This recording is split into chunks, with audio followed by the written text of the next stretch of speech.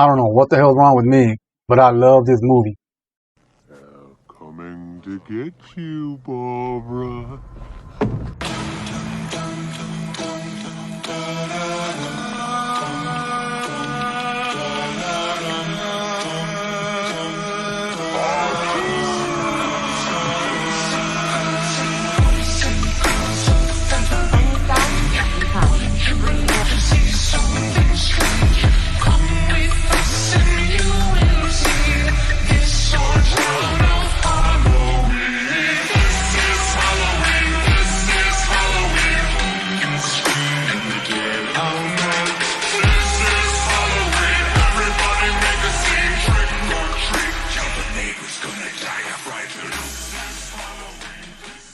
The original Joker, for some reason, was released on October 4th. And this one too. There's two things I know about October 4th. One, that's when Russia sent out Sputnik, very first object in space that really started space exploration. That's why I say Star Trek Day should be October 4th. Just like Star Wars has their day, May 4th. I'm a Star Trek TNG guy. I think Star Trek should have their own day, and it should be October 4th. But October 4th is also a not too very well-known national holiday, also known as my birthday. Should be. 2019, when this came out, it came out on my birthday. That's really cool. And it did it again. So I went to a midnight screening on a Thursday. And man, there was some people there. But in my room, where they were showing this movie, it was just me. Nobody was there. So I don't know. That's a bad sign. It might not do too well. Because I've been to other Thursday midnight showings. Plenty of people, depending on the movie. The only good thing for me is that I was able to take out my phone and take notes. I didn't have to memorize everything I saw, every little moment. So that helped. I checked out a few reviews before watching this movie, and I didn't see one where they actually liked it. Not love, just like. All of them hated it. So I was looking for the things they were talking about throughout the movie that they didn't like. I didn't see none of it. So I went in with low expectations because it's a musical, and I don't like musicals. The only one that I've ever liked was Grease. That's either because I was a kid or the music is just really good, or both. But maybe that's why I liked it so much, because I expected it to be so much worse than what it was. I really thought it was going to be on the level of The Crow 2024. Nowhere near that. So let's start from the very beginning. And this movie starts off in a weird kind of way. There's a cartoon intro. It's like Looney Tunes style, like 1940 Looney Tunes style animation. And I like it, just not at the beginning. It should have been somewhere after or in the middle, somewhere else, but not at the very beginning. It kind of shows you what happened after he shot Murray in the very first Joker. Then you fast forward 2 years later. Now, they tell you that later on. I was trying to figure out how long it actually had been, but it takes a while for them to let you know that it's 2 years later. Now, right after the cartoon is when I think the movie should have started. That's when you see all the guards going down the hall, opening the doors of all the inmates in Arkham. That would have been a good beginning, set the tone right there. You see all these guys coming out with, I don't know what it was at first, but now I'm thinking there's these silver bowls, and that's probably where they go to the bathroom. I could see that happening in the 1920s. Maybe there wasn't a lot of plumbing going around, but this is the 70s, and I guess they were still doing that. But some of them come out naked. Most of them come out in their underwear. But you see what kind of place he's been at for 2 years, and it's not pretty, man. And one of the running jokes is the guards constantly telling Arthur Fleck to tell them a joke. But he's not in the mood at the very beginning. He's just like not feeling good. But they keep asking one after the other, doesn't reply. Early in the movie, they walk him down all these hallways, and they pass by a room where a lot of inmates are singing. And that's where Lady Gaga, or Leigh, sees him for the very first time. And they lock eyes. I guess she already liked him, but he liked her pretty much instantly too. And it turns out that room, it's almost like musical therapy. They got a few instruments. The counselor there, or whatever he is, he says that they use music to help them release whatever's inside that's hurting them or angers them. And around that time, the Joker and Leigh, I'm going to call it Harley. It's Harley Quinn. But Harley and him have a conversation that's really interesting. It's kind of weird. It's kind of crazy, but you get the insight of how two crazy people actually feel when both of them meet. She then asks him why he's in there. And he tells her, but in a braggadocious kind of way, kind of trying to brag about killing 6 people. They only know about 5. The authorities only know about 5. And right then and there, for some reason, I guess he likes her instantly. He tells her about his 6th victim, which is his mom. And then she tells him why she's in there. And she burned her parents' house down. Yeah, she ain't all there. But the conversation they have is really interesting. One thing that I found unique was that illness that he had when he would laugh when he was actually crying or hurting inside or just not feeling good. He would just crack up. They kept using that here. And it keeps working really well because the contrast. Somebody's telling him something really sad and he feels sad, but he starts laughing. Even when him and Harley Quinn are having a conversation the very first time, she's telling him something very sad and he laughs. And that makes her laugh. So somebody else would have been like, why are you laughing? It's not funny. But she likes him so much, admires him so much, because she's heard of him before. She was just pretending. But she laughs. So that lets you know that they have a lot in common. They understand each other. They get each other. This movie made me laugh, but I'm not sure if anybody else would have found it funny. The very first joke that Arthur Fleck tells a guard after being asked so many times is when he tells him, hey, you want to hear a joke? He says, yeah, go ahead. And he says, you know, some people shoot first and ask questions later. I asked questions, then I shot later. The way he delivered it, though, man, it was hilarious. Even the guard started cracking up. Because that's what he did with Murray. He was asking him a bunch of questions. They were having a conversation. Then he shot. So a lot of people were saying that the first Joker didn't need a sequel. My thing is, if what happened in that movie was a total, just a dream, or he was just hallucinating while being in Arkham, it didn't need a sequel.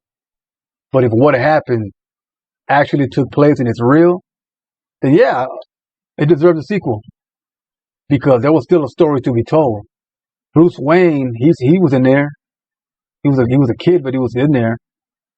But it's not just about the Joker and his hallucinations. And now in this one, you got Harvey Dent. So you're bringing all the Batman world in his world. So there's a story you could create out of that. So going back to the musical part of the movie, according to a lot of these review guys on YouTube, they said that the movie was pacing pretty well, and then they throw in the music, and it slows down, it feels out of place. I was waiting for that. But no, it's gradual. Very, very gradual. They don't just throw it in there, randomly, or it makes sense every time they do it. The very first time you hear some singing is when him and Harley Quinn are having that first conversation. Right before they separate, they're singing a song. But it's only for a few seconds. And then after that, the Joker starts singing in front of the inmates. But it's just a fantasy in his head. And from there on, every time you see a musical sequence, it's just him fantasizing. I'm pretty sure a lot of us have done it, some more than others, where you're having a conversation with someone and you start drifting away. I've done it while I'm driving. Then I snap back and I'm like, oh, I'm driving. Oh, but his is like a lot, way more detailed. He really gets into it. And I like the musical numbers, man. I like the musical sequences.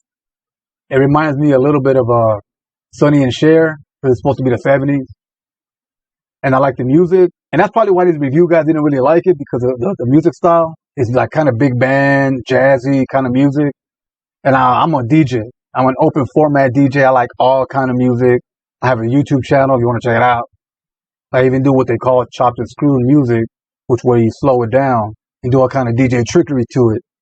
But that's how much I like music. I slow it down to make it last longer.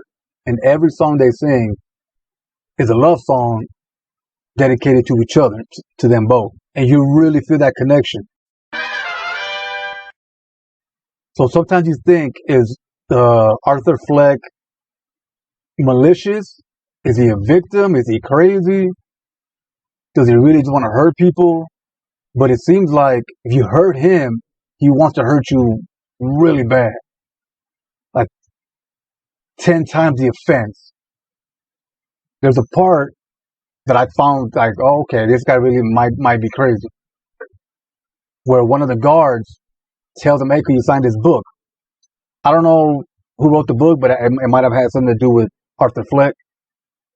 And he's about to sign it, and then he whispers or he mouths to the guard standing right next to Arthur Fleck.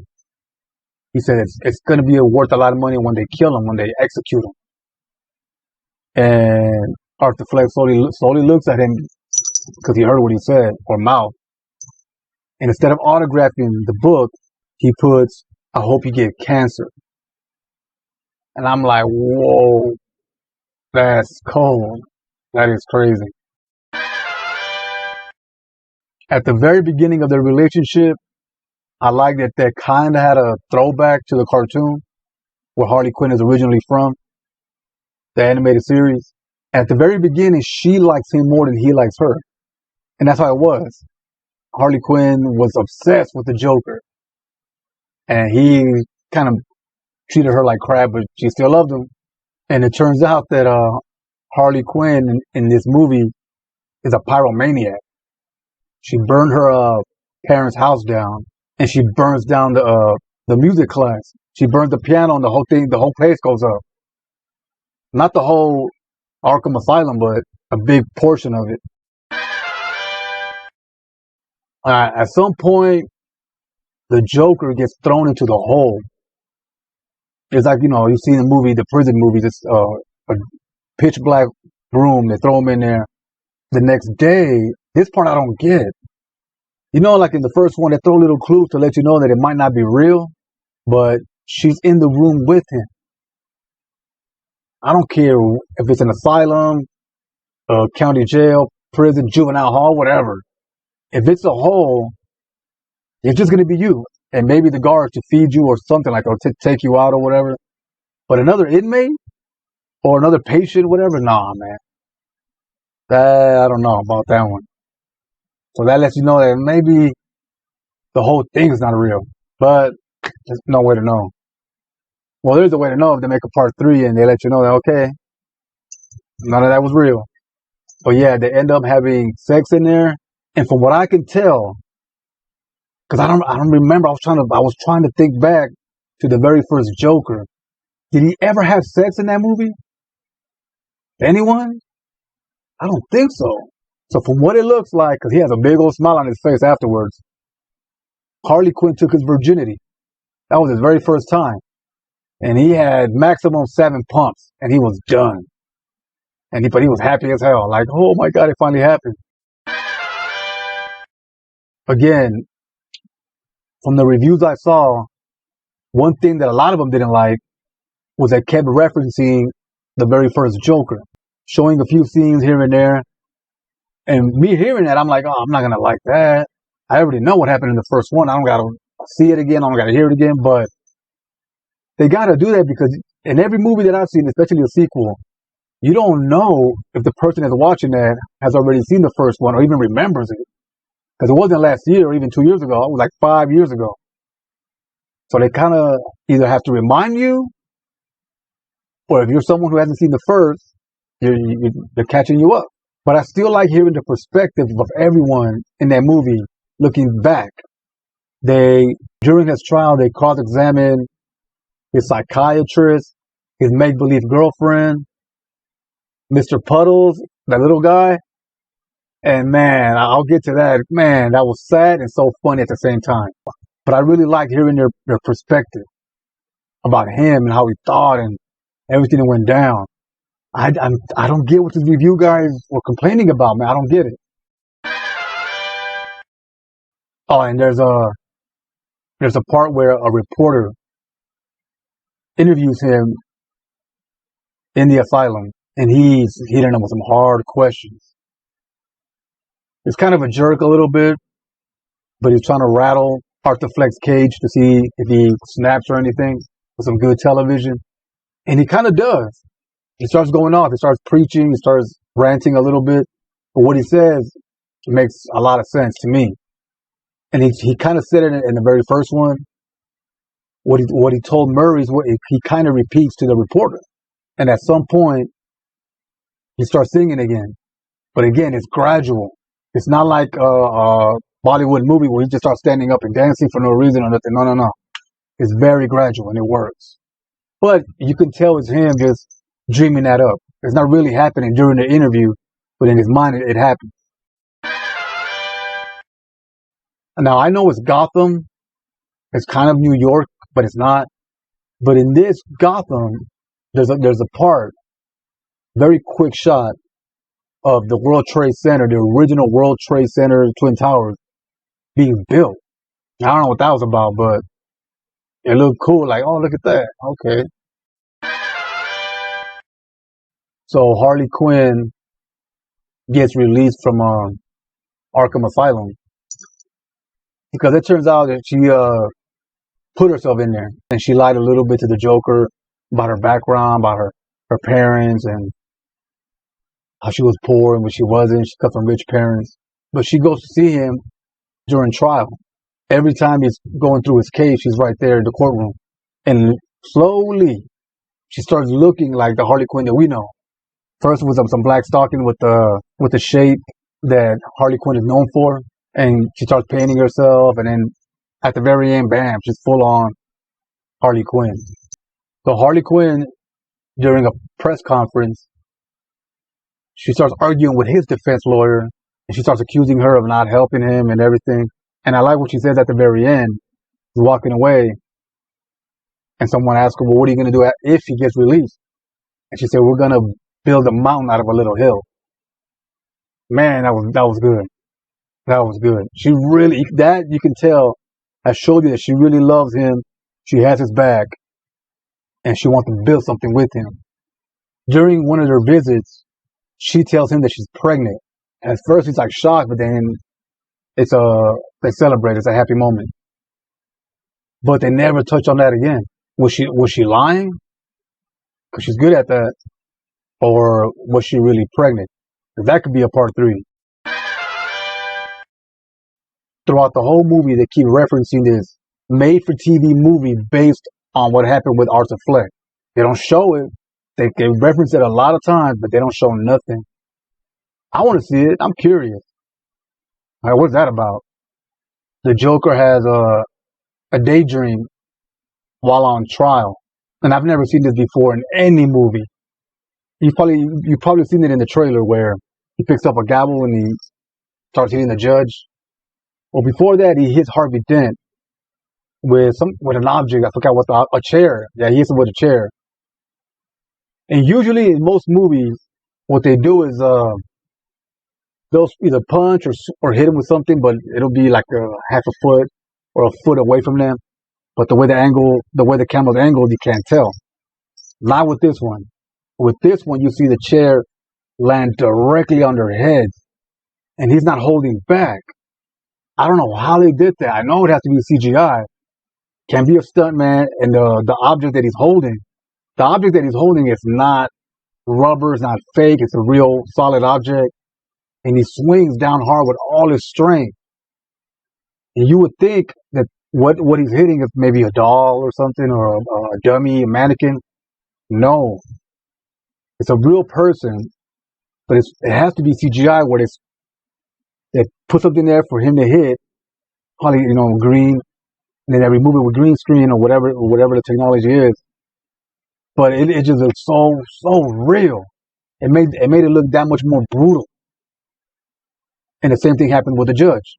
He gets hit with the big old gavel, and man, he doesn't hold back. He swings really hard. That was good. That was effective. So I would say about halfway through, Arthur Fleck fires his lawyer. And she was really trying to help him. Like, she genuinely thought that he was sick. Like, he's not fit for trial. He's not fit for prison. He's really messed up. But he fires her and he represents himself. Oh, man. Now, for me, this is the funniest part of the movie. So you can tell without him saying it, without them actually explaining it, he starts mimicking a lawyer that he's seen in a movie or a TV show. They don't specify which one, but you can tell that he's actually mimicking a lawyer that he's seen somewhere. And it's a Southern lawyer. He has like a Southern drawl. And oh my God, it's so funny. He's good. He's really funny. Joaquin Phoenix is good. And it happened when he's cross-examining Mr. Puddles, the little guy. Like I said, that is the most saddest part because of him, because of Mr. Puddles, and because it's funny because of Arthur Fleck's impression. And oh my God, there's a scene where Arthur Fleck asked Mr. Puddles, "Is that your birth name?" And I guess he thought he was gonna say no, but he was like, "Yeah, that's my given name, my birth name. I was born with that name." He was like, "Mr. Puddles?" So yeah, he's like, "Mr. Puddles is your birth name," but he's doing it in a Southern accent, like, and he's trying to be all lawyerish. And it's, oh my God, I was cracking up all by myself like a crazy man because I was the only one in theater. Oh man, it was so funny. And during trial, he talks trash about the guards in Arkham.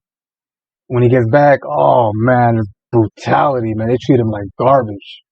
They really mess him up. They treat him really bad, and that's really sad. Right before the movie ends, man, they make you think that Harley Quinn killed herself. He's on the phone, leaving a message on her answering machine. He's singing to her, and then we see a shot of her listening to him sing, but she puts a gun to her head with the hammer cocked back. See, with this movie, you don't know what's real and what's not. I thought, like, no way, I felt really bad. Like, man, she killed herself. She really did. But then later on, she popped back up, right towards the very end, right where he did the stairs where he's dancing in the first one. They meet up right there, and she's disappointed because he says he regrets everything he did during trial, and the Joker is not real. She was very disappointed because, like her, she was a big fan of the Joker, like all the people out there protesting. And for her, that was a backstab. Like, how could you say the Joker is not real? And she just, like, walks away.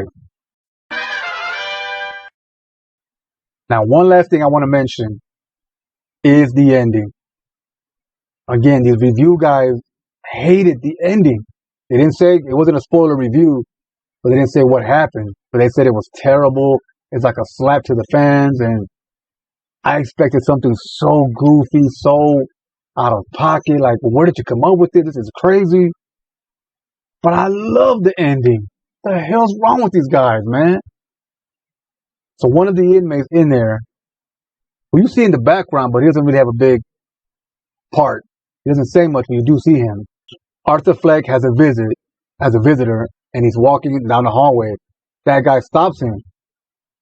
And he says, "Hey, Arthur, do you want to hear a joke?" He says, "All right, make it quick, no problem." He starts telling him the joke, and the punchline is the one he used in the original Joker, which is, you get what you deserve.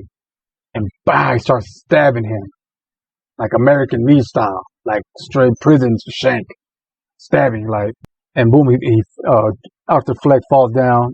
And in the background, you can see that the guy who did it starts stabbing himself, and boom, Arthur dies. And I didn't see no problem with that. Like, yeah, okay, that makes sense.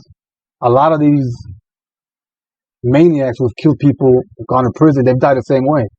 So it makes sense that would happen. I don't get what these guys wanted. I don't get it. I don't understand what these review guys wanted, man. I like it. I really, really like it. Is it as good as the first one? Almost. Close. Really close, man. Only difference to me is that the first one is very personal. It's just about him, his thoughts, his experiences. Where the second one, it's two. They're in love. You could almost call it. You could almost call it a date movie, where it's good to see it with someone like your girlfriend, boyfriend, whatever. With the first one, it's just a standalone movie by one single individual. That's really the only difference I see. So I gave the first Joker from 1 to 10. I gave it a 12. With this one, I'm gonna give this part two the same rating, the same score, solid 12. Really that good. It's rewatchable. I'm gonna recommend it to everybody who I can recommend it to. Really, really good. But all right, man, that's my spoiler review, and I will catch you on the next one.